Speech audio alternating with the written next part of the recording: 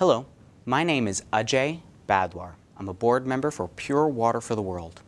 We set up water purification systems in developing nations. I'm here to talk a little bit about the regional aspects of water.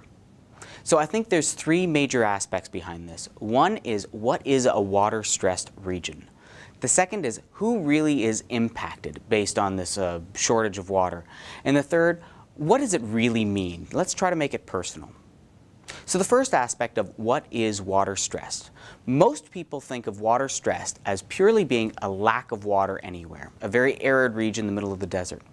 However, I'd also add on that water stress includes a rainy season and a dry season, where broadly defined water stress means a lack of reliable drinking water on an ongoing basis.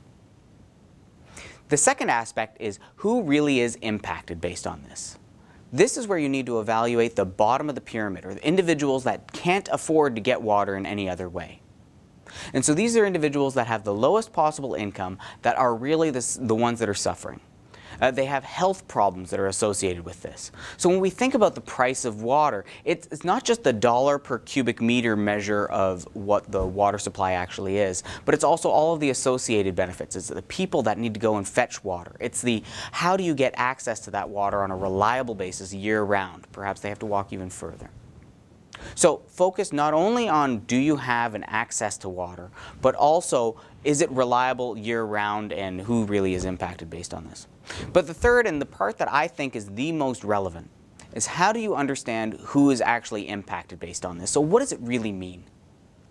So I remember when I was on the board for Pure Water for the World, and I was visiting an organization in Honduras, a village, a rural area that had not yet received water purification systems. And these were individuals who didn't really have the means to pay for any water.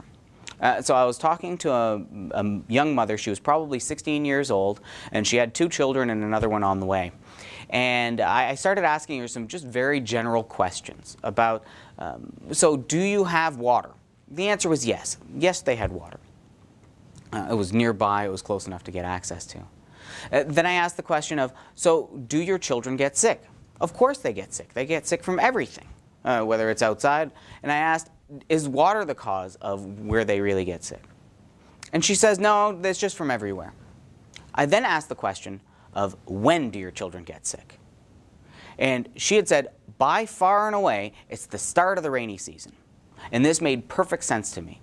If you think of the surface of the land, and as soon as the rainy season starts, all of the detritus then flows into the water supply, and that's where children get sick. Because it's a lack of awareness. These are the poorest of the poor, a young mother of 16 with 2 children at home, another one on the way, inside a household of 8, that is now starting to realize her actions can save her children's lives. The areas that we're in are about 50% infant mortality, 25 to 50% infant mortality.